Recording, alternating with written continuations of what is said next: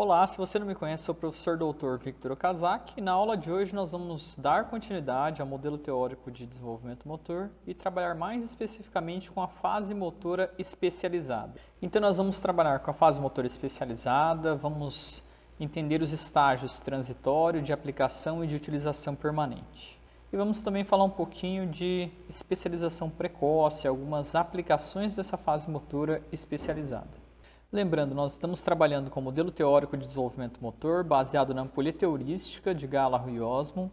Esse é um modelo que vai procurar descrever diversos marcos motores em função de fases e estágios de desenvolvimento motor. Então, nós já explicamos em vídeos anteriores a fase reflexiva, a fase rudimentar, a fase fundamental e agora a gente vai terminar esse modelo falando um pouco da fase motora especializada. Lembrando que esse modelo também contempla aspectos relacionados à influência que o ambiente possui, à influência que a hereditariedade possui em todo o nosso repertório motor, como esse repertório motor ele é construído e influenciado.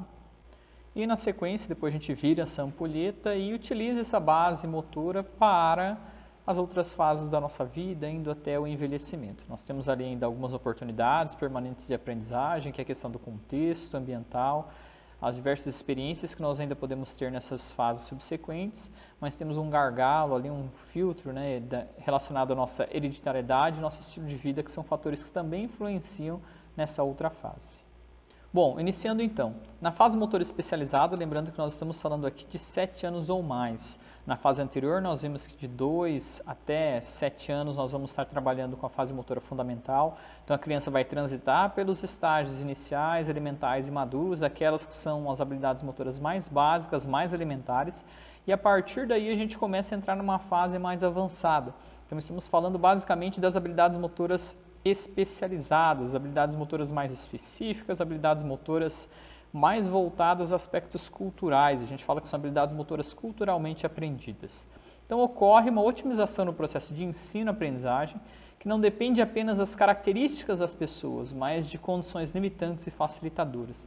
Os autores que propõem esse modelo, eles comentam muito que, olha, a partir dessa idade, a partir dos 7 anos, há uma questão também muito relacionada aos aspectos do cotidiano, da vida e da rotina da pessoa, em que muitas pessoas, a partir dessa idade, acabam até perdendo contato, por exemplo, com aulas de educação física ou com outras práticas, e isso tem um efeito direto nessa fase especializada. Então, quanto maior for a quantidade de experiência, quanto mais envolvente for esse ambiente no sentido de proporcionar experiência para o desenvolvimento do nosso repertório motor, melhor vai ser.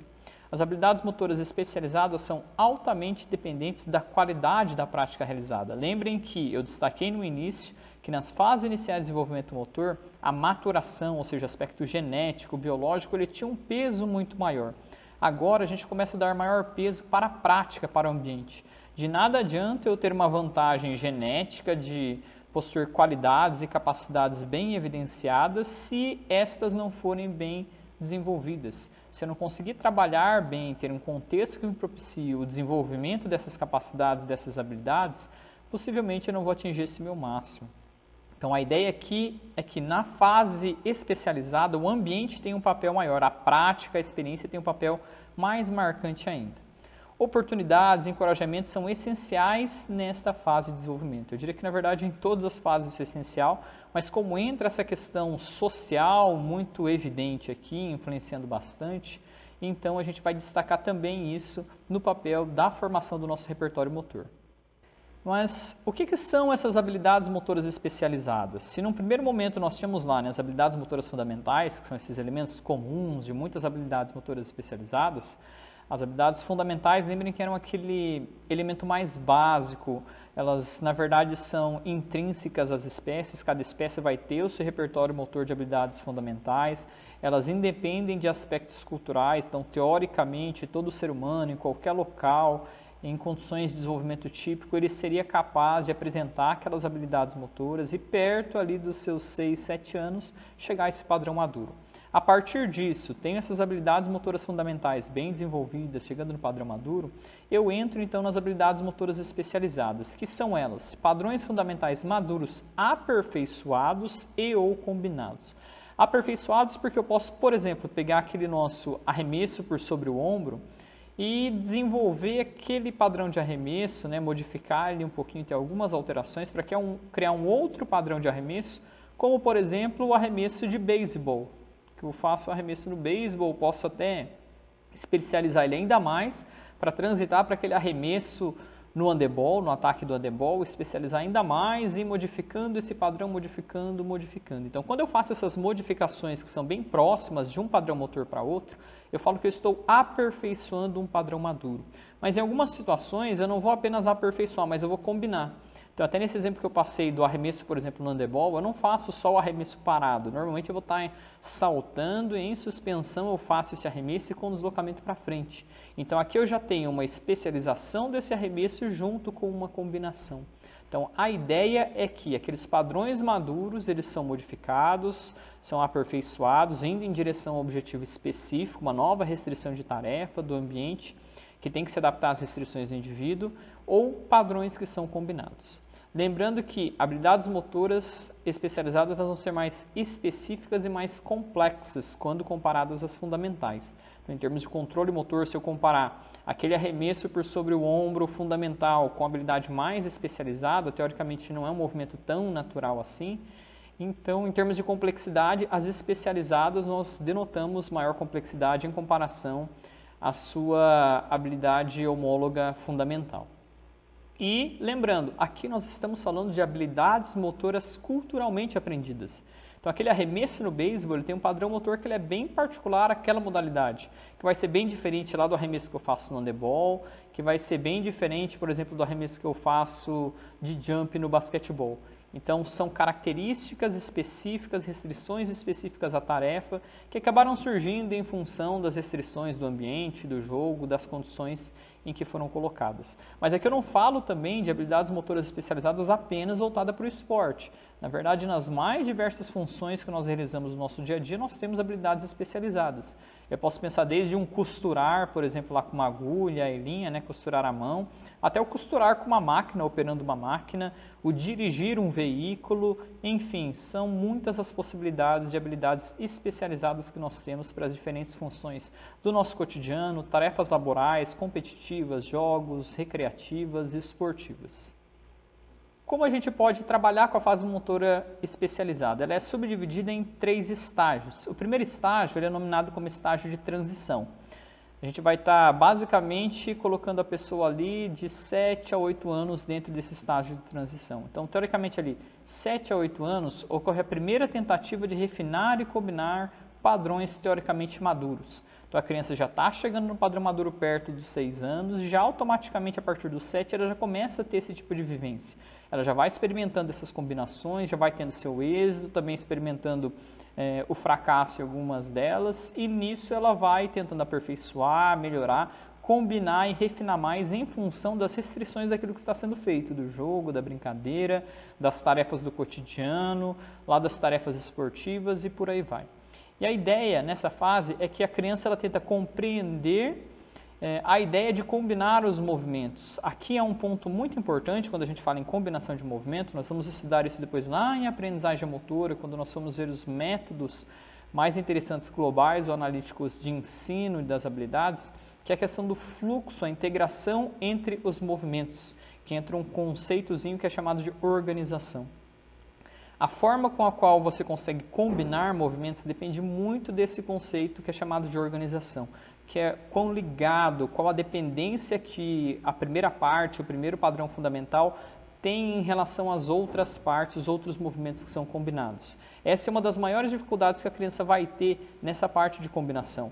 Quando nós temos tarefas que às vezes são bem isoladas, bem características, essa organização nós falamos que ela é mais baixa, mas em tarefas em que a organização é mais alta, há uma dificuldade em tentar sincronizar e trabalhar com essa combinação.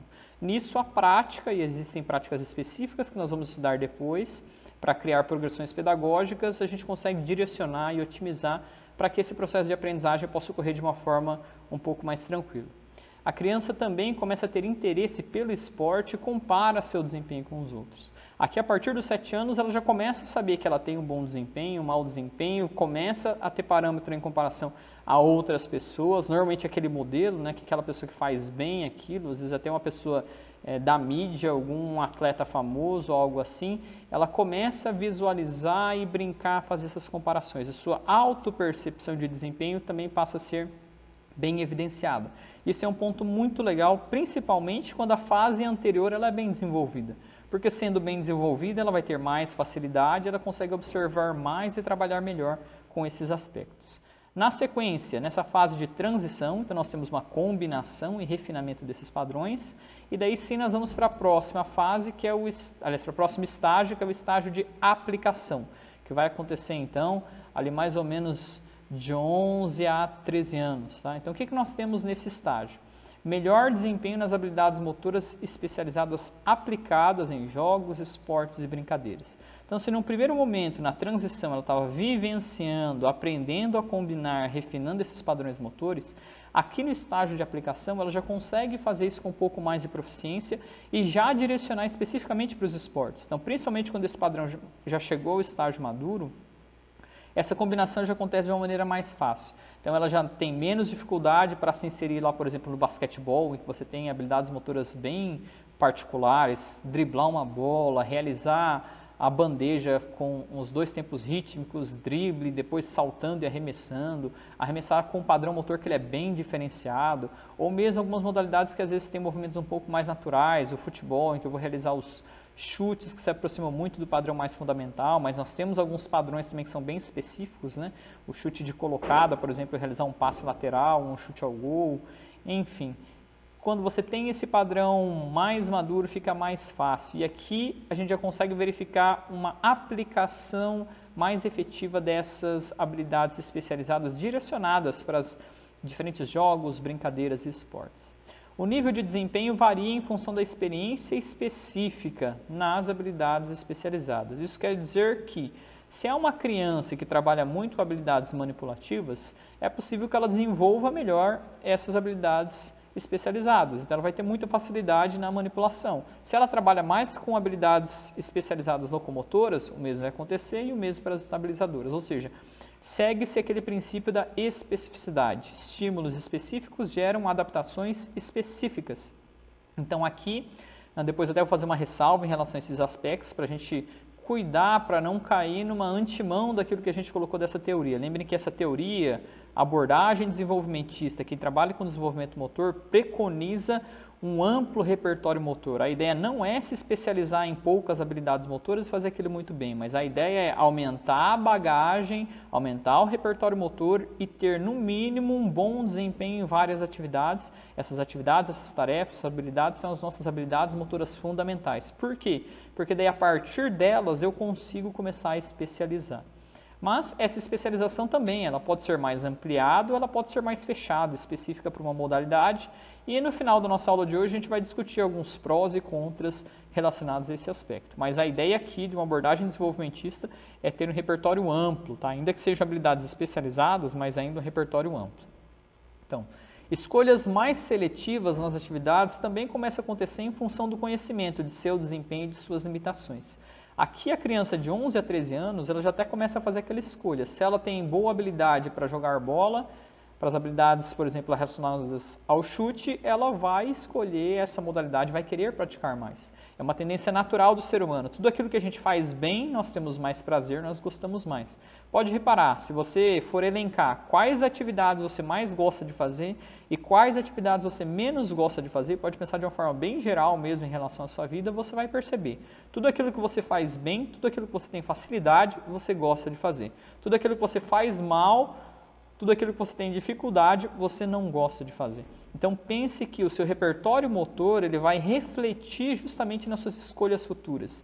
Por isso que essa abordagem desenvolvimentista ela vai trabalhar justamente nesse aspecto de que, olha, você precisa desenvolver os padrões fundamentais para que você não tenha perda ou não sofra no sentido assim, de sanções, né, ou perca oportunidades de ter alguns tipos de vivência que podem ser muito benéficos para a sua vida. Então, por exemplo, o hábito mesmo de estar fisicamente ativo, ele é um fator que depende disso. Se você, na verdade, gosta de muitos esportes, criou o hábito de praticar atividades esportivas, isso pode ter um efeito muito positivo, aliás, alguns estudos já mostram nessa direção, que você cria o hábito de se exercitar.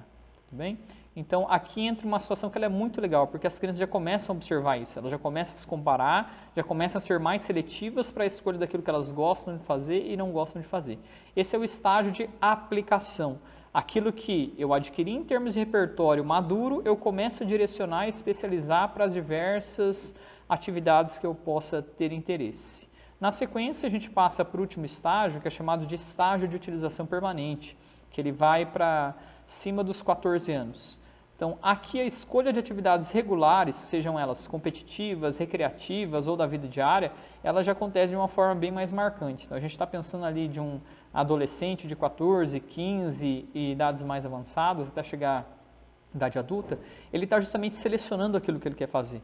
Aqui ele já escolheu, olha, eu gosto de jogar basquete, futebol, vôlei, atletismo, enfim, seja qual for a modalidade, eu gosto de dançar, eu gosto de artes circenses, ou eu não gosto, né, de alguma dessas, eu gosto de alguns instrumentos musicais, ou eu não gosto. Então, ali ele já começa a direcionar para a sua escolha.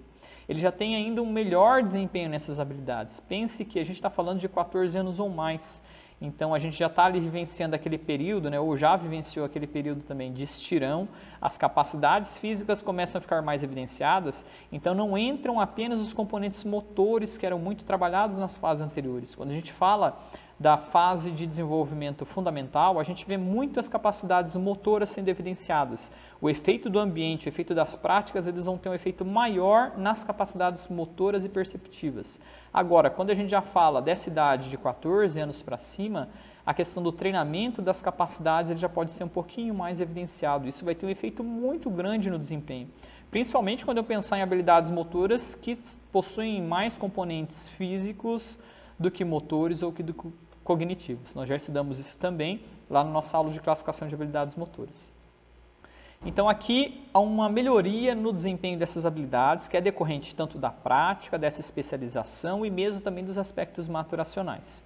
O desenvolvimento das capacidades físicas auxilia nesse desenvolvimento motor, como eu acabei de explicar, e atividades permanentes escolhidas, elas são escolhidas com base em interesses pessoais, habilidades, ambições, disponibilidade e experiências anteriores. Ou seja, você escolhe aquilo que você quer fazer em função de interesses pessoais. Você tem interesse em, sei lá, tentar seguir uma carreira de atleta, ou seguir uma carreira de atleta, de musicista, de dança, ou você simplesmente gosta de dançar, tem prazer naquilo, você busca esse tipo de atividade. Você tem algumas ambições no sentido de se tornar um atleta, um dançarino, ou você entende que o aperfeiçoamento de algumas daquelas habilidades motoras vai ser importante para a sua tarefa laboral subsequente. Você tem disponibilidade para algumas coisas, então de repente você tem tempo livre, tem condições de realizar aulas de música, então você se insere nesse tipo de atividade. Você tem interesse ou disponibilidade para frequentar uma academia para realizar diversos tipos de aula, de exercício, então isso também acontece. E obviamente isso é influenciado muito, como eu já destaquei, pelas nossas experiências anteriores. Se você tem sucesso, você tem êxito naquilo que você faz, você tende a gostar mais, então você tende a escolher, você é enviesado para essa escolha. Se você tem mais facilidade, por exemplo, com tarefas manipulativas, pode ser que você escolha por esportes que realizem esse tipo de ação, ou como eu falei, música, né? Você tocar algum instrumento musical, você trabalha muito com as habilidades fundamentais de manipulação. Então, isso tudo enviesa o nosso comportamento, ele direciona o nosso comportamento. E aqui tem algumas características que são bem interessantes, né? Se a gente parar para pensar, aos 6 anos é possível alcançar o padrão maduro nas habilidades motoras fundamentais para iniciar a fase especializada. Então, de 6 a 7 anos é justamente o período em que boa parte daquelas habilidades motoras fundamentais que nós vimos, estabilização, locomoção e manipulação, elas atingem o padrão maduro. Isso em função tanto de aspectos neurais, antropométricos, fisiológicos e do desenvolvimento de capacidades perceptivo-motoras. Obviamente, do ambiente também. Se você tem ambiente, na verdade, que ele é restrito, que não te permite vivenciar essas diversas formas de habilidades motoras fundamentais, você não vai chegar ao padrão maduro, tá? Mas vamos supor que você tem uma condição ótima, pensando em situações de desenvolvimento típico, ou seja, ausência de patologia. Então, teoricamente, aos 6 anos, todos seriam aptos de estar ali chegando próximo ao padrão maduro, 6, 7 anos, e começar a especializar. Mas, Se nós temos essa condição teoricamente que é posta, por que alguns adolescentes e adultos não apresentam padrões maduros ou a facilidade no desempenho de algumas habilidades motoras especializadas? Como eu falei, eu leciono para aulas de graduação, especialização, mestrado e doutorado, e de vez em quando eu aplico alguns desses testes aqui com os meus alunos, com adultos, normalmente pessoal que trabalha ou em educação física ou na área do movimento humano. E é surpreendente, porque a gente pega alguns testes básicos, motores, e esse pessoal não tem um padrão maduro nessas habilidades fundamentais. Então, por que isso ocorre? O que está de errado nesse processo? O que a gente pode fazer para repensar isso então, né? Olha que interessante. Aqui tem uma teoria ou hipótese que é chamada de barreira de competência ou barreira de proficiência, que ela foi proposta lá por Seefeld, em 1980, e ela é também um dos pontos assim, fundamentais dessa abordagem que nós trabalhamos, essa teoria da ampulheta heurística proposta pelo Gallagher e pelo Osmo, que aponta que, olha, quando padrões motores estão em níveis inferiores ao maduro, a habilidade especializada será prejudicada. Repetindo, quando padrões motores estão em níveis inferiores ao maduro, a habilidade especializada será prejudicada. O que isso quer dizer? O que nós temos a partir daí? Se você tem dificuldade em algumas habilidades especializadas, por exemplo, você não consegue jogar voleibol, você não consegue realizar um saque por cima no voleibol, quando a bola vem, se você vai realizar a habilidade motora de manchete, a bola bate em você e vai para trás, o seu toque, você não tem aquele movimento simétrico, a bola também vai para o lado diferente do que você quer, ou você conduz a bola, né, algo que não pode fazer. Se você tentar cortar, você não acerta a bola, ou acerta a bola, mas vai na rede. Ou seja, você não consegue trabalhar com essas habilidades especializadas. Você vai jogar basquetebol, alguém passa a bola para você, a bola bate no seu dedo, você não consegue sequer recepcionar direito a bola. Você tenta arremessar a bola à cesta, é aquela vergonha, a bola nem chega na cesta. Você vai tentar driblar a bola, você vai que nem uma criancinha, né? Você abaixa a cabeça e sai driblando com uma mão. Então você passa vergonha nessas habilidades especializadas. Por que isso ocorre? De acordo com essa hipótese, a ideia é que você não conseguiu desenvolver, antes de ir para essas habilidades especializadas, esses fundamentos técnicos, aqui desses dois exemplos que eu dei, né, o voleibol e o basquetebol, você não conseguiu atingir o padrão maduro deles. Então você ainda não tem um padrão maduro, por exemplo, do arremessar. Se você não tem um padrão maduro do arremessar, teoricamente você vai ter muita dificuldade em realizar um saque por cima no voleibol, mais ainda para realizar uma cortada, que vai envolver não só um refinamento desse padrão, mas também uma combinação com outros movimentos de locomoção, por exemplo, na questão do salto e o deslocamento para frente. E mesma coisa quando eu penso lá no basquetebol. Você não tem o padrão maduro no arremesso fundamental, que é aquele arremesso por sobre o ombro, você vai ter muita dificuldade em realizar um arremesso de jump que é mais refinado, mais específico ainda. Se você não tem um padrão maduro de quicar, driblar, quando você for tentar driblar uma bola de basquetebol com um marcador durante o jogo, em que você tem algumas condições que se você segurar a bola você anda, comete violação, então você vai ter mais dificuldade ainda. Então, isso é o que aponta essa hipótese da barreira de competência. É como se fosse uma escadinha, né? Ou como mostra a própria ampulheta, você vai, na verdade, derramando areinha e você forma uma base. Quanto maior for essa base, melhor vai poder ser essa sua pirâmide, as habilidades motoras específicas. Você tem uma base que vai sustentar essas habilidades especializadas, mas lembrando, as especializadas também precisam ser treinadas, precisam ser vivenciadas. Então, a ideia é que habilidades motoras fundamentais, elas compõem as habilidades motoras especializadas. Elas são o suporte, elas são o pré-requisito. Se você não tem alguma dessas habilidades fundamentais bem desenvolvida, então, consequentemente, desdobramentos delas vão ser comprometidos. Aí ficam algumas questões, né? Professor, isso é para o resto da vida? Quer dizer, então, que se eu perdi lá quando eu estava com de 2 até 7 anos, principalmente ele chegando nos 6, 7 anos, não desenvolvi o meu padrão fundamental do arremesso, se eu for tentar aprender o arremesso do basquetebol, eu nunca vou conseguir fazer aquele arremesso bonitinho, com aquela mecânica que eu vejo os atletas lá da NBA realizando? Olha, você vai, tá? Aqui é uma abordagem, estou seguindo uma linha de raciocínio, eu posso pensar em outra, que são teorias de abordagem de aprendizagem motora específica, seguindo o princípio da especificidade, tá?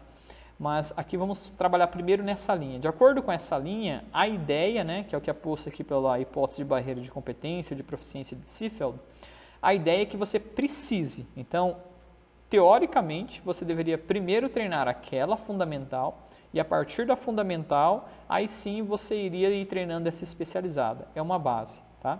Então, se você já tem esse padrão maduro, você vai perceber que essa pessoa vai ter mais facilidade posteriormente. Mas e se você não vivenciou? De repente, durante a sua infância, você não gostava muito dessas atividades, não teve professores e familiares e amigos que te estimularam a desenvolver e estar praticando ser ativo fisicamente, e de repente agora você resolveu se tornar ativo fisicamente. Bom, você vai possivelmente ter uma dificuldade um pouco maior, mas isso não quer dizer que você não vá conseguir realizar essas outras habilidades.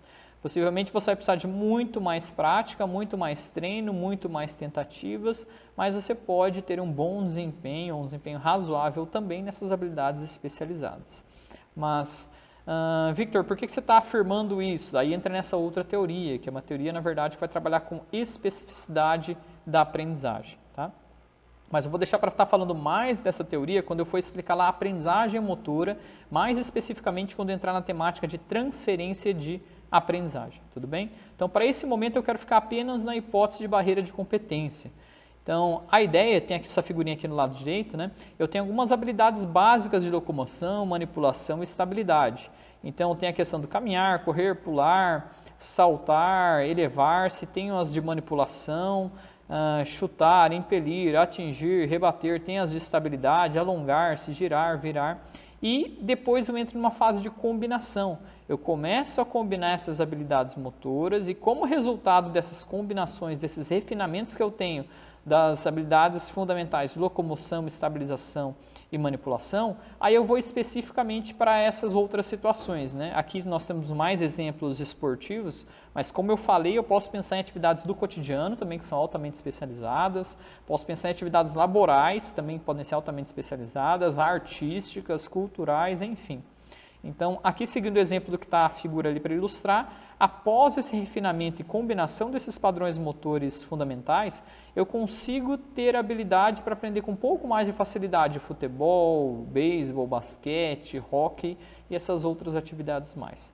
Essa é a lógica. Isso é o que aponta essa barreira de competência ou barreira de proficiência. Então, respondendo à pergunta anterior, por que alguns adultos ou adolescentes que teoricamente, né, já passaram por aquele período em que deveriam apresentar o padrão maduro em todas as habilidades motoras fundamentais, eles têm dificuldade agora em realizar a aprendizagem de alguma coisa nova? Alguém pode ter uma dificuldade em aprender a dirigir um carro, alguém pode ter dificuldade, como eu falei, em começar a aprender a jogar basquete. Pessoal, está vendo os jogos da NBA, vê aqueles desempenhos assim fenomenais, muitos atletas de altíssimo nível, tem um jogo muito dinâmico, muito plástico, muito bonito de se ver e a pessoa fica encantada, mas nunca jogou basquetebol na vida e agora quer começar a jogar. Bom, a gente explica isso neste momento por meio dessa hipótese de barreira de competência ou proficiência.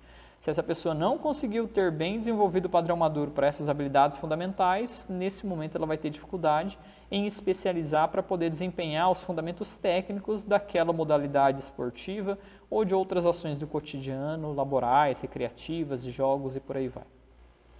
Então, no padrão maduro, a habilidade muda pouco em sua forma. A gente pensa lá no padrão maduro de uma maneira bem geral, que todas as pessoas fazem ele. Mas as melhoras do padrão são mais evidentes em função do avanço nas capacidades físicas, quando eu penso nessa fase especializada. Então lembrem que aqui eu estou falando das crianças, né, que estão saindo de 7, 8, 9, 10, elas começam a vivenciar posteriormente seu período de estirão, então vão ficando já mais altas, musculatura vai se desenvolvendo mais, até o processo de ossificação mesmo já vai começando a ficar um pouquinho mais consistente, ossos mais densos, a articulação já mais bem formada, mais firme. Isso tudo vai auxiliando, na verdade, esse desenvolvimento das capacidades físicas e da própria antropometria da criança, vai auxiliando no desenvolvimento motor. Então, eu melhoro o meu desempenho motor tanto em função dos estímulos que eu dou, quanto dessas melhorias nas capacidades físicas também. Então, a capacidade física começa a ter um papel bem importante a partir dessa fase especializada. Mas tem alguns estudos que mostram alguns aspectos bem interessantes. Olha esse aqui de 2000, reparem que é um estudo de 2000, tá? Já há mais de 2 décadas atrás.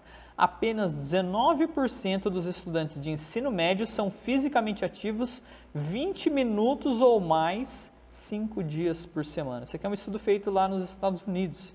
Se a gente for replicar isso aqui hoje, principalmente aqui no Brasil, eu não tenho dúvida que esses dados vão ser ainda piores, Tá? A gente sabe que até com o avanço da tecnologia, criminalidade, é perigoso a gente deixar as crianças brincando na rua, então é mais fácil a gente deixar a criança ali com o celular, com o tablet, computador brincando e fazendo alguma coisa preso em casa. Estamos vivenciando hoje, nesse momento que eu estou gravando o vídeo, né, um período de isolamento social devido à pandemia Covid-19, então as crianças ficam mais presas ainda. Então, obviamente, esses dados ainda seriam superados. Cada vez mais nós temos pessoas mais sedentárias. Então, o que acontece? Quanto melhor o desempenho motor, maior prazer na prática motora é verificado. Possivelmente, esse baixo índice aqui que nós temos de pessoas ativas, ele também vai ser resultado, não só disso tudo que eu falei, de aspectos de tecnologia, do isolamento social que eu estou colocando agora, mas, na verdade, isso também vem em decorrência a hábitos. E os hábitos, eles são construídos a partir dessas vivências. Então, repertórios motores precários, eles ocasionam, eles afetam negativamente o hábito da prática de exercícios físicos. Se a pessoa ela tem um bom desempenho nas diversas habilidades motoras fundamentais, ela vai ter facilidade nessas modalidades esportivas, nos jogos, nas brincadeiras, então ela vai tender a criar o hábito, a gostar de realizar essas atividades. Então, indiretamente, ela cria o hábito de realizar exercícios físicos. Ela vai criar o hábito de se engajar com algumas equipes esportivas, se engajar com algumas equipes ou escolas de dança, academias, aspectos relacionados a exercício, sejam eles mais naturais, de aventura, ao ar livre, sejam eles mais indoor, mais fechados, mais sistemáticos, mas vários estudos mostram essa relação. As pessoas que já têm um histórico maior de exercício, vivência motora, atividade física, elas tendem a perdurar e manter esse aspecto. Não só porque elas entendem a importância, mas porque elas criam um gosto por aquilo. E esse é um dos fatores mais importantes quando a gente pensa em termos de qualidade de vida, autonomia, principalmente do idoso lá na frente. As oportunidades em participar das atividades motoras, infelizmente, elas são reduzidas nesse período, por causa das responsabilidades crescentes e menor tempo livre. Então, pense que a gente está pensando ali da criança que saiu do primeiro grau, está indo para fazer o seu segundo grau, e daí já na sequência ela já vai entrar no ensino superior. Então, é um período em que, na verdade, a formação técnica, a exigência que nós temos de mercado de trabalho cada vez mais é crescente. Então, às vezes, a criança acaba por optar não por fazer um esporte, ou às vezes ela não tem oportunidade, a condição mesmo financeira, ou tempo mesmo para poder se dedicar a uma atividade esportiva, a uma atividade ginástica, da dança, alguma coisa assim, e ela tem que optar, às vezes, por trabalhar ou por estudar, fazer algum curso, alguma coisa nesse sentido. Então, o que acontece? As oportunidades, elas são fatores ali que limitam bastante, elas têm resultado ali direto sobre essa fase motora especializada. Então, atividades motoras são mais restritas nessa faixa etária, na maior parte também das escolas. Se a gente olhar hoje, muitas escolas que trabalham com ensino em segundo grau, elas já nem têm educação física na sua matriz curricular, algumas quando tem uma vez por semana, em cursos técnicos você às vezes consegue justificar e eliminar essa disciplina. Isso tudo tem um fator muito negativo quando a gente pensa nessa situação do repertório motor, do desenvolvimento motor. E atividades motoras também são mais oferecidas em ambientes privados. Se a gente parar para pensar, quem vai ter mais acesso às habilidades esportivas depois, com o avanço da idade, quando a gente sai, por exemplo, num contexto escolar, em que a educação física ela tem um papel essencial, mas quando a gente sai desse contexto escolar, basicamente a oferta dessas atividades físicas, elas tendem a ocorrer em ambientes privados. Então, são clubes, academias, escolas de danças, escolas esportivas, escolas de música, isso tudo é pago. Então, o acesso nem sempre é tão fácil. Então, a continuidade para o desenvolvimento das habilidades motoras maduras e agora na sequência para começar a especializar isso tudo, às vezes não é muito fácil em função da oportunidade. Nem todos vão ter um acesso gratuito, de qualidade, facilitado para essas situações. Bom, então lembrando, nós estamos trabalhando com o modelo da ampulheta heurística de Gallaugh e Osmo, e nós estamos falando da fase motora especializada, mas até aqui nós estamos falando dos aspectos positivos da construção desse nosso repertório motor. Então, fazendo uma breve recapitulação disso tudo, passamos lá pela nossa fase motora reflexiva e que nós temos o estágio de codificação da informação e decodificação da informação. Então, essa é uma fase que é muito caracterizada pelos nossos reflexos, que possuem uma importância muito grande pela busca de informação, busca de alimentação e proteção. E é uma fase que começa desde os 4 meses de vida uterina e vai até mais ou menos ali 1 ano de idade. Lembrem que a questão dos períodos que nós temos esses estágios, eles se sobrepõem um pouquinho, porque na medida em que uma característica vai desaparecendo, outra começa a emergir, e esses reflexos eles tendem mais ou menos a aparecer e desaparecer mais ou menos ali perto dos de 4 a 6 meses, né? Alguns vão desaparecendo, outros vão aparecendo na sequência, e vai se encerrar basicamente esse período dos reflexos, principalmente os mais primitivos, por volta de 1 ano. Então, por isso nós temos a fase de codificação, em que eu faço uso desses reflexos para obter o máximo de informação, aprender a realizar a integração sensório-motora e depois a perceptivo-motora. Depois isso é decodificado, então trabalho mais a questão perceptivo-motora, estabelecendo as relações ali, vamos chamar assim, de causa e efeito, no sentido de estímulo-resposta, estímulo sensorial e resposta motora. E depois da decodificação, então esse movimento começa a ser mais controlado numa fase motora rudimentar. Então aqui a gente vai trabalhar nessa fase em que nós temos os movimentos já voluntários, de uma forma bem grosseira, por isso que é chamado de fase rudimentar, que vai de 1 até 2 anos, em que nós temos o estágio de inibição dos reflexos, que vai até por volta do 1º ano, e depois de pré-controle, que vai até o 2º ano. Então, no estágio de inibição dos reflexos, é porque eu vou começando a perder esses reflexos e o movimento passa a ser voluntário. Posteriormente, acontece o estágio de pré-controle, em que esse controle começa a ser um pouco mais refinado. Aqui é um papel muito grande, principalmente da maturação do nosso sistema nervoso, tanto central quanto periférico. Aí, na sequência, nós passamos para a fase motora fundamental. Então, lembrando, as habilidades motoras fundamentais, elas são a base de toda essa ampulheta. A ideia é desenvolver essas habilidades para que eu possa, posteriormente, especializá-las. E nisso, eu passo por uma fase em que nós temos habilidade no estágio bem inicial, habilidades motoras bem grosseiras, né, que é de 2 a 3 anos. Aí eu vou melhorando, vou praticando, vou vivenciando, meu sistema também vai maturando, eu chego no estágio elementar, que é de 4 a 5 anos. Na sequência, eu vou ali também trabalhando, melhorando, de repente eu chego ali no estágio maduro, que é de 6 a 7 anos, e daí sim eu passo para a fase motora especializada, em que eu inicio o primeiro estágio, que é o transitório, de 7 até 10 anos, e na sequência, nesse estágio transitório, eu começo a vivenciar as combinações de movimentos. Então, eu combino, aperfeiçoo esses movimentos, essas habilidades fundamentais, passo para um estágio então de aplicação, que é de 11 a 13 anos, então já tenho uma certa habilidade nessa combinação, nesse refinamento, e começo a aplicar isso para os esportes, para a dança, para as atividades laborais, do cotidiano, do meu dia a dia. E na sequência a gente passa para um estágio de utilização permanente, que teoricamente é acima dos 14 anos. Então, até aqui eu estou falando, eu fiz essa breve síntese para falar da construção do nosso repertório motor. Então, nós acabamos de construir toda a nossa base motora. Eu tenho as habilidades motoras fundamentais que chegaram ao estágio maduro, algumas sim, outras não. E eu tenho algumas habilidades motoras que eu consegui especializar, outras não.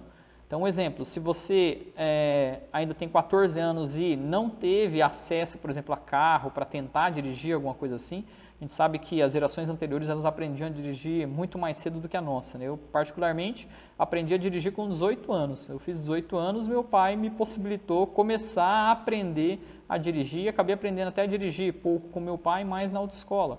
Mas antigamente isso não acontecia. Então, usando esse exemplo da direção, se porventura você é uma criança que já teve acesso aos 14, 15, 16 anos ao carro, se você tem as suas habilidades motoras fundamentais, principalmente manipulativas, que te dão auxílio para ter também percepções boas sobre o ambiente, você vai conseguir aprender mais fácil a dirigir. Agora, se você é uma pessoa que não tem as habilidades que são essenciais para a direção, nessas fundamentais, para a direção bem desenvolvidas, você vai entrar no carro e você vai levar muito mais tempo, vai ter mais dificuldade. Então, essa é mais ou menos a lógica que a gente vai estabelecer. Mas aqui eu estou falando da parte boa. Eu construí todo o meu repertório motor e tudo isso vai ser utilizado, né, para as atividades da nossa vida diária, para aspectos de recreação e aspectos de competição. Aí, na sequência, o que acontece? Eu viro essa ampulheta. Tá? Então, eu tenho lá, agora, uma ampulheta que... antes de virar essa ampulheta, né, nós temos quem vai jogar essa areinha para nos auxiliar em direção a esse controle motor, da competência motor, do meu repertório motor. Nós temos o ambiente, ele é um desses fatores moduladores, então o ambiente vai estar sempre ali. Se você tiver um ambiente em que você possa praticar muita coisa, boas aulas de educação física, você se insere em atividades esportivas, insere em jogos, brincadeiras, você brinca bastante com seus amigos, Você consegue também se inserir em contexto para aprender música, para vivenciar dança, entre outras atividades mais. Você tem um ambiente que vai jogar muita areinha. Se a sua jarra ali que está escrito ambiente, ela é uma jarra grande, tá? Mas tem o outro lado, que é a questão da hereditariedade. Se você tem capacidades motoras, físicas e perceptivas mais evidenciadas, então você também vai ter uma jarra que vai colocar muita areinha na sua ampulheta. Agora, se as suas capacidades são menos evidenciadas, então você vai jogar menos areinha. Lembrando que na hereditariedade nós temos uma jarra que ela é tampada, porque nós temos o nosso limite. Nós já estudamos isso também lá na nossa aula de diferenças individuais, quando nós trabalhamos com as teorias de capacidade motora geral e específica. Então aqui nós temos de um lado, no lado esquerdo, os fatores que são relacionados à questão da pessoa, genética, os fatores individuais, e no lado direito os fatores ambientais, relacionados à prática e experiência. Esses dois fatores atuam em conjunto. Obviamente nós não temos a possibilidade de mexer nos aspectos hereditários, então cabe a nós, profissionais, professores que trabalhamos na área de educação física, desenvolver esse aspecto ambiental, tentar proporcionar um melhor ambiente de prática para esse desenvolvimento motor. Mas até aqui é a parte boa, a gente está falando em jogar areinha para criar a base. Criamos a base, a partir dos 14 anos, chegamos na fase motora especializada, aí a brincadeira muda, a gente vira essa ampulheta. Então, em relação à areinha, as possibilidades de a gente continuar melhorando o nosso repertório motor, aprendendo mais coisas, né? Seguindo, por exemplo, o exemplo que eu passei de aprender a dirigir, teoricamente você vai fazer isso depois dos 14 anos. Como eu falei, seguindo o meu exemplo, eu fui aprender a dirigir com 17, 18 anos. Então, aqui, eu na verdade tive essa experiência, a jarrinha começou a jogar areinha ali, né, para aprender a dirigir. Eu fui vivenciar essa habilidade motora bem específica, numa idade mais avançada, mas eu fui praticando aquilo. Na medida que eu fui praticando, continuei dirigindo, dirijo até hoje. Na verdade, é uma areinha que vai estar continuamente caindo e modificando esse meu repertório. Quanto mais prática eu vou tendo, mais tempo eu vou dirigindo, né? A gente brinca que quanto maior a quilometragem nesse sentido, em termos de direção, o pessoal usa também isso como referência para pilotos que voam. Então, teoricamente, melhor. Então, esse é um exemplo da areinha que continua caindo para essa situação. Se eu continuo a ficar fisicamente ativo, independente das habilidades motoras que eu vou praticar, independente daquilo que eu vou realizar, teoricamente essas areinhas continuam caindo. Só que elas caem em outro ritmo. A gente ainda tem aquela base, né, que é tudo aquilo que a gente trouxe anteriormente. Então, ali está colocado na primeira faixa etária do adulto jovem, que vai de 18 a 40 anos. Teoricamente, toda aquela base é aquilo que a gente já trouxe do repertório anterior. As oportunidades que nós temos, que vão ser decorrentes daí, desse filtro que nós temos, que separa a parte de cima da ampulheta da de baixo, que é a hereditariedade e o estilo de vida, bom, esses filtros é que vão determinar quão rápido ou quanto eu vou continuar melhorando esse meu repertório motor, ou seja, como vai ser o meu desenvolvimento motor nas fases subsequentes. Então, se eu tenho aspectos relacionados à minha hereditariedade bem evidenciados, tá, vamos supor que eu venho lá de uma etnia que tem uma certa longevidade. Bom, eu sei que eu vou viver bastante, legal. Vamos supor que eu venha de uma etnia também em que a questão de manutenção do equilíbrio é algo muito bom. A questão muscular, de integridade física muscular ou ósseo-muscular, ela é muito boa, legal. Então também vou ter facilidade, vou conseguir manter o meu desempenho por mais tempo. Então, esses são aspectos relacionados à minha hereditariedade. Você vai herdar do papai e da mamãe algumas características que podem ser boas ou ruins ou não. Ainda, tem a questão do estilo de vida. O estilo de vida é um fator ali que os autores colocam basicamente com o mesmo peso. Olha que interessante. Não adianta você ter herdado boas características genéticas para o seu desenvolvimento motor e mesmo para a sua longevidade, se você não tiver um estilo de vida que venha a proporcionar o seu desenvolvimento motor. Então, se você não tem um estilo de vida saudável, se você não pratica atividade física, se você não é ativo fisicamente, então, obviamente, o seu repertório motor ele vai diminuindo.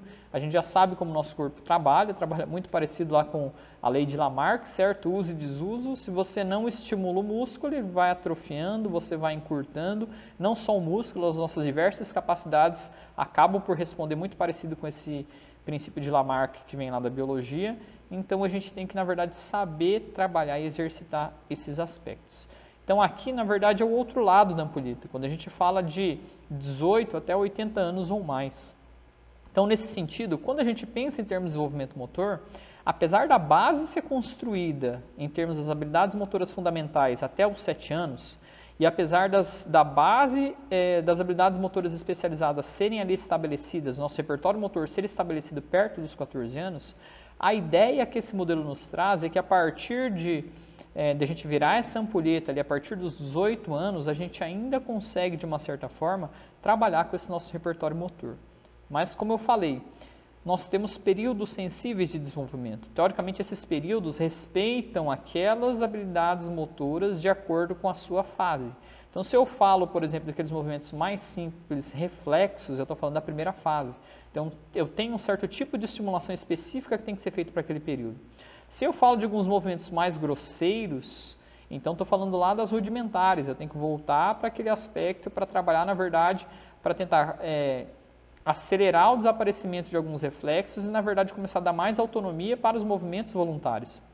Se eu falo, na verdade, de uma base que depois vai ser consolidada, eu estou falando da fase fundamental. E na fase fundamental, eu não tenho que tentar trabalhar com coisas muito complexas, eu tenho que fazer o contrário. Eu tenho que trabalhar diretamente com as habilidades motoras fundamentais. E posteriormente, eu vou daí sim para construir o meu específico, aquilo que eu quero, que é o especializado, aquilo que eu preciso. Mas mesmo aqui, virando a ampulheta de 18 anos para frente, se eu já trago essa base muito boa, eu consigo ir melhorando esse especializado. Eu posso me especializando cada vez mais em muitas coisas. Possivelmente vocês devem conhecer algumas pessoas assim, pessoas que às vezes precisou, assim, ou elas querem, têm vontade de aprender alguma coisa diferente, elas vão, em pouco tempo de prática, elas conseguem realizar basicamente tudo, tá? Eu sou uma pessoa que eu tenho facilidade para vários esportes, várias habilidades motoras. Quem me conhece sabe que eu gosto de inventar e fazer muitas coisas. Por quê? Eu tenho bem consolidado esse repertório motor das habilidades fundamentais. Eu tenho uma vivência esportiva bem grande, quanto atleta de basquetebol, de karatê, na verdade jogava muito vôlei, futebol, fazia de tudo, sempre gostei, aproveitei muito esses aspectos.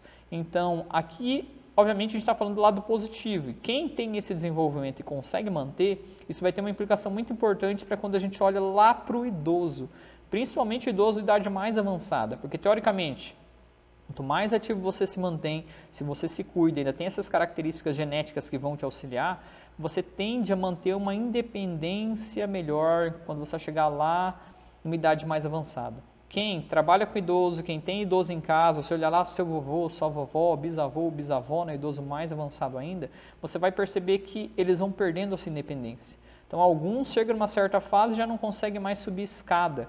Então já limita bastante. Às vezes a pessoa mora numa casa que tem 2 lances, né, e a pessoa já não consegue mais ter acesso ao andar superior. Eu lembro, uma das minhas falecidas avós, ela tinha um medo muito grande de ir ao shopping. Sabe por quê? Tem uma coisa nos shoppings que é o terror de idoso, chama-se escada rolante. Gente, chegava à frente a uma escada rolante, tivesse que trocar de lance, né, de piso, era o terror para o idoso. Porque é um desafio muito grande para o idoso. Subir escada já é um desafio, uma escada ainda que se move, mais complicado ainda. Então, o que acontece? Ele perde independência até para passear, para ir para um lazer junto com a família, alguma coisa assim. Mas esse ainda é um passo inicial, né? E quando o idoso já não tem mais autonomia nem para andar, já está em cadeira de rodas, acamado, não consegue se vestir, não consegue, por exemplo, fazer as atividades básicas de higienização. Então, isso tudo é decorrente, na verdade, do seu estilo de vida. Entram fatores também, né, relacionados, por exemplo, à questão de obesidade, pode entrar relacionado também a algumas patologias, doenças crônicas, mas, enfim, o fator que eu quero destacar aqui é a importância motora em tudo isso. Você ter um bom repertório motor, ele pode ter um efeito muito positivo em te auxiliar a se manter ativo fisicamente e posteriormente ter uma maior autonomia. Eu trabalho também com uma das áreas que é mais estudadas em comportamento motor, que é a questão do controle postural. O controle postural estuda questões relacionadas a como o nosso sistema controla o nosso equilíbrio, e uma das principais justificativas para o estudo do controle postural é justamente a queda em idosos, porque acontece muito. E a maior parte dos estudos converge nesse sentido. Olha, o idoso que é fisicamente ativo, que ele consegue manter-se ativo, tem um repertório motor melhor, ele tende a ter mais independência e a cair menos. Então são aspectos assim, talvez você hoje, jovem, saudável, fisicamente ativo, não perceba isso, mas que se você não criar esse hábito e não manter essa situação ainda ativa, você pode ter prejuízos muito grandes na sua vida futura. Mas, Vitor, vamos supor que eu estou nessa situação. Eu chego lá, idoso, já estou bem sedentário, perdi muito da minha mobilidade, e aí, o que eu posso fazer? Bom, se você aproveitar dos períodos sensíveis enquanto você é criança, até ali a pré-adolescência, que são as fases que eu mostrei para você, ótimo, você aproveita, na verdade, um avanço mais rápido com menos tempo de prática. Mas quando a gente vira a ampulheta, a gente está nessa situação aqui, como eu falei, não é uma situação que você não vai mais conseguir fazer. Então, um adulto jovem não quer dizer que ele nunca vai dirigir um carro se ele não tiver as habilidades motoras fundamentais bem desenvolvidas. Como eu falei, tem um princípio de especificidade que depois eu vou explicar lá em aprendizagem motora. Mas ele vai ter mais dificuldade. Então, a ideia é assim, esse adulto jovem, ou mesmo adulto de meia idade, ou até no início da velhice, os estudos já mostram que, olha, o idoso mesmo, ele consegue aprender novas coisas. Só que no seu ritmo, mantendo um desempenho bem inferior, por exemplo, às idades que antecedem, as faixas etárias que antecedem. Então, é possível aprender, é possível realizar, vai apresentar mais dificuldade e não vai ter o mesmo nível de desempenho. Então, são aspectos relacionados a tudo aquilo que a gente constrói ao longo da vida em termos de repertório motor. Fechada essa parte, então, para a gente entender nesses diferentes ciclos e fases que nós vimos nesse modelo teórico da ampulheta heurística do Gallagher e do Osmond, tem algumas questões que são interessantes para a gente pensar, tá? Então, crianças, algumas delas são frequentemente encorajadas a refinarem suas habilidades motoras em um esporte particular em idade precoce. Muito característico é na ginástica, tá? Então, ginástica o pessoal trabalha muito cedo, com alto volume de treinamento e de uma forma assim com habilidades extremamente complexas, né? Para quem olha uma ginasta, às vezes uma criança bem novinha, mas ela consegue realizar habilidades assim, extremamente complexas. Aí surge uma pergunta, essa participação, não só da ginástica, poderia dar outros exemplos também relacionados a modalidades esportivas, mesmo na música, entre outras situações mais. Essa participação, ela é benéfica ou prejudicial? O que vocês acreditam?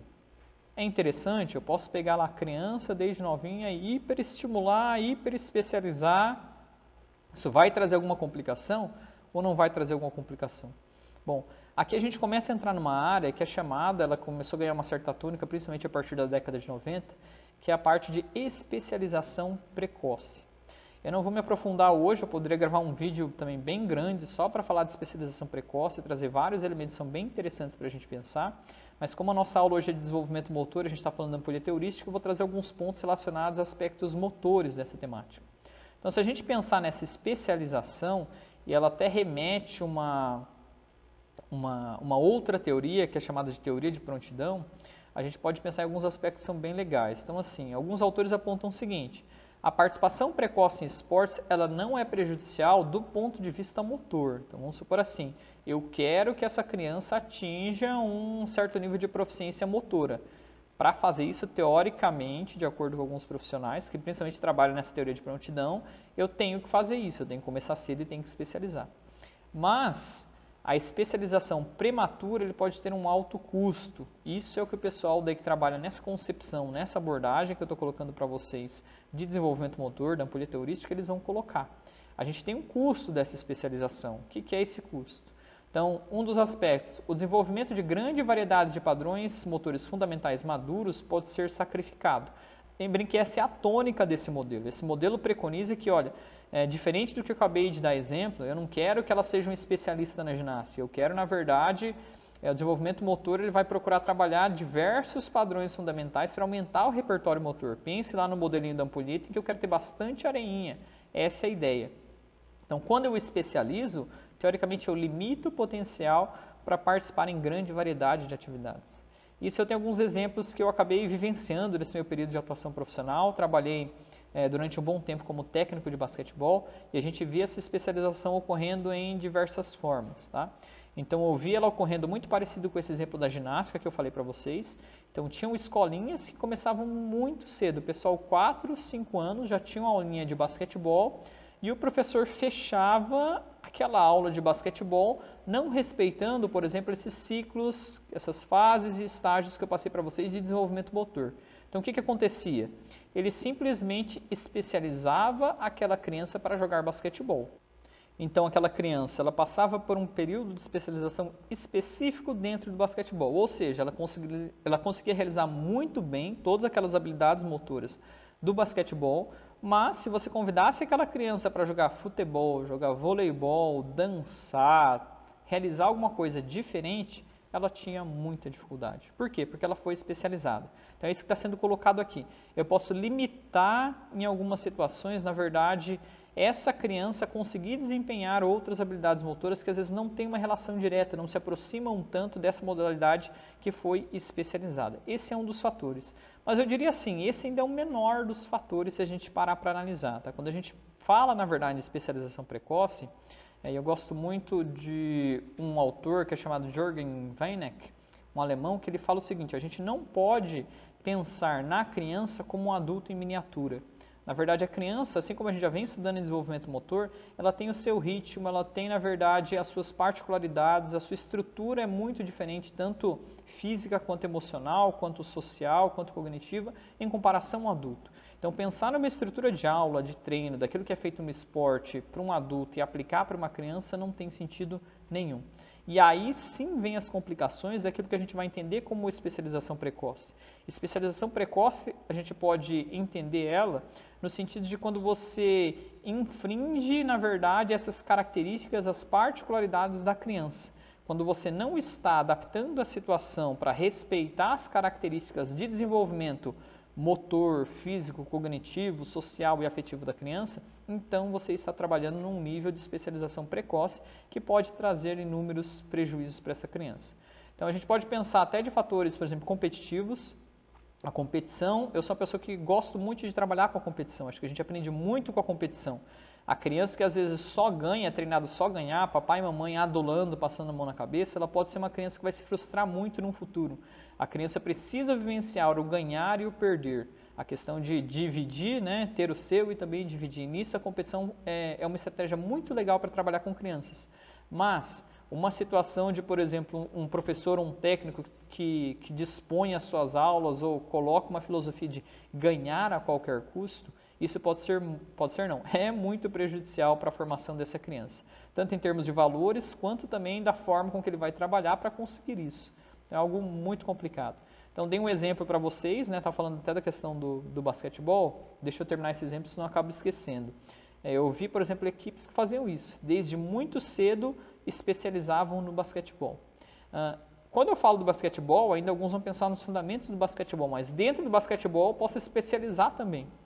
Então, por exemplo, algo muito comum, e seguindo até essa filosofia que eu passei para vocês de desenvolvimento motor, de ter um repertório amplo e depois do amplo especializar, a gente pode pensar dentro das modalidades esportivas. Então, outro erro muito comum que eu vi quando eu trabalhava com basquetebol era isso. Algumas equipes lá em Curitiba, e era bem marcante porque era o técnico que trabalhava com essas equipes que davam essas caras, tinha equipe que só ganhavam as competições de pré-mirim e mirim, ou seja, competições de crianças ali de 9, 10, 11 anos.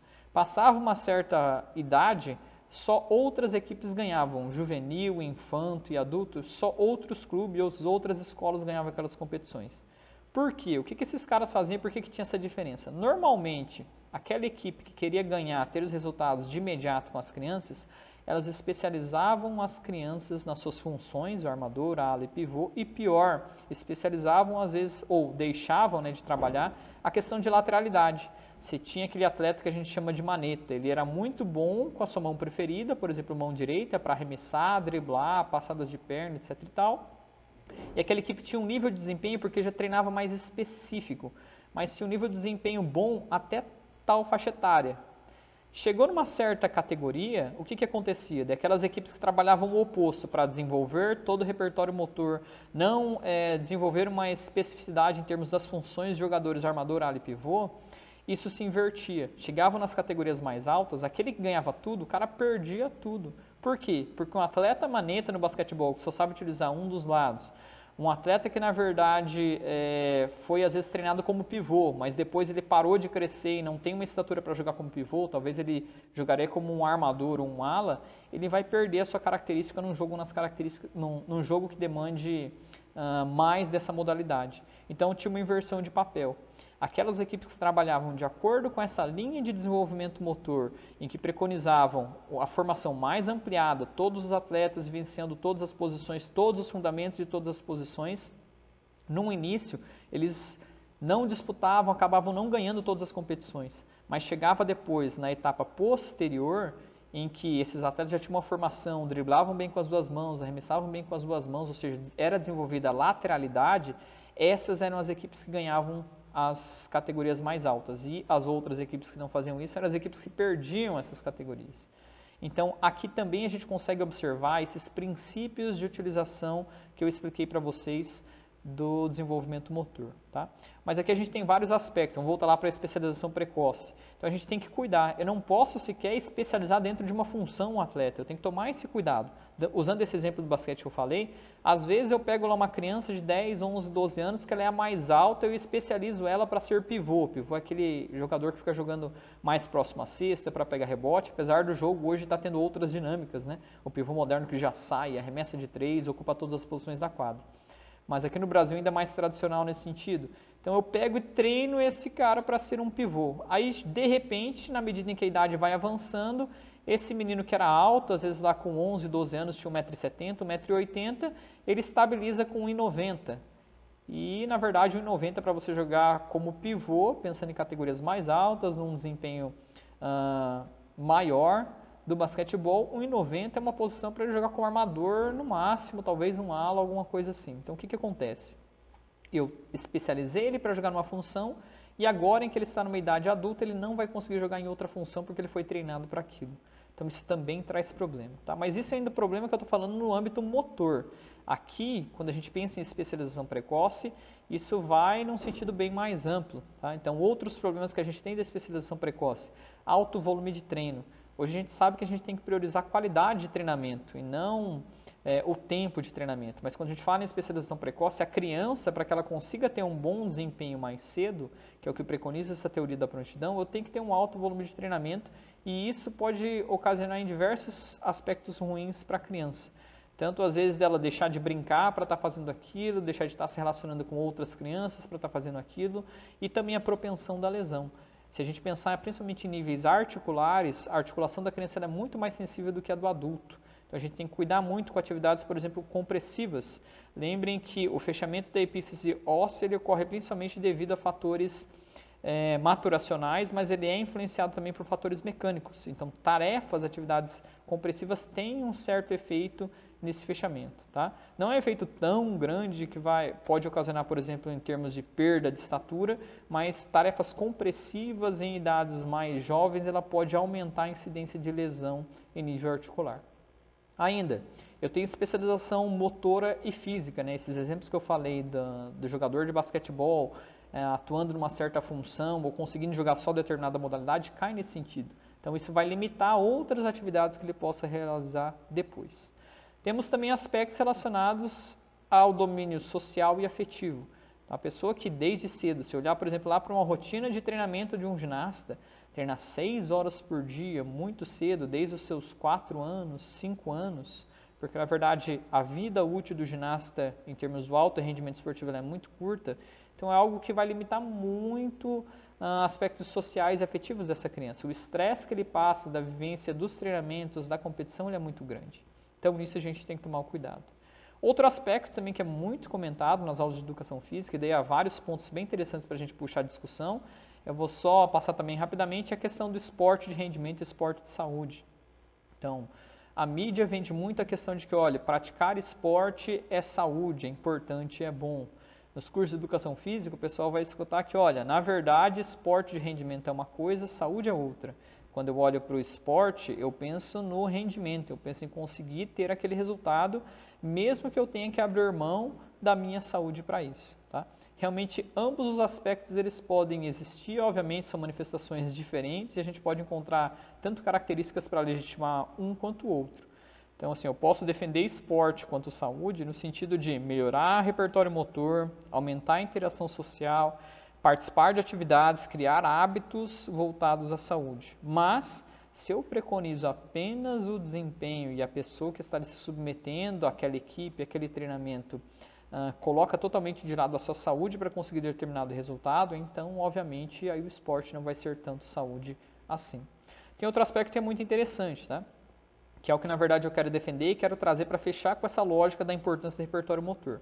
Apesar de a gente poder ter esse olhar de que o esporte de alto rendimento pode comprometer a saúde em diversos aspectos, aumentar a lesão, às vezes a pessoa toma algum recurso ergogênico para melhorar o seu desempenho e aquilo pode ter um efeito muito ruim em relação à sua saúde, alguns estudos já mostram que as pessoas que tiveram um tipo de vivência esportiva na sua vida, principalmente aquelas atletas que chegam ao alto rendimento, não necessariamente chegando ao estrelado, como a gente vê, aquelas pessoas são mais midiáticas, mas quem chega a um esporte profissional, elas tendem a permanecer mais fisicamente ativa do que aquelas pessoas que não têm nenhum tipo de contato com o esporte. Ou seja, nessa brincadeira de esporte é saúde ou não, eu tinha um professor meu que brincava que ele falava, olha, é mais interessante às vezes eu ter um joelho ruim, que o meu esporte, a modalidade esportiva que eu praticava, né, lesionou, às vezes ocasionou algum desgaste articular, mas tem um coração bom, do que na verdade eu ser um sedentário completo e não fazer nada da vida. Tá? Então nesse sentido eu vou concordar com esse meu colega também. Mas aqui a gente pode puxar várias discussões para mostrar os aspectos ruins do esporte em relação à saúde, mas alguns fatores muito positivos quando eu olho para o aspecto motor, mesmo afetivo e mesmo cognitivo também. Tá? Mas para fechar toda essa nossa aula e esses aspectos, quando a gente pensa em termos de especialização precoce, o maior problema que eu vejo é justamente a falta de conhecimento dos profissionais que atuam com ciências do esporte ou com os professores de educação física em relação à formação de desenvolvimento motor. Então, essas pessoas não conhecem as faixas etárias, o que eu posso trabalhar, o quanto eu posso trabalhar, e os limites da criança não são respeitados. Os limites aqui em todo sentido, então por isso eu estou falando, né? Nós temos que pensar na formação mais ampliada, talvez, desse professor de educação física. Sim, eu preciso entender essa criança como um ser humano, que ela tem o seu aspecto psicológico, social, afetivo, cognitivo e motor.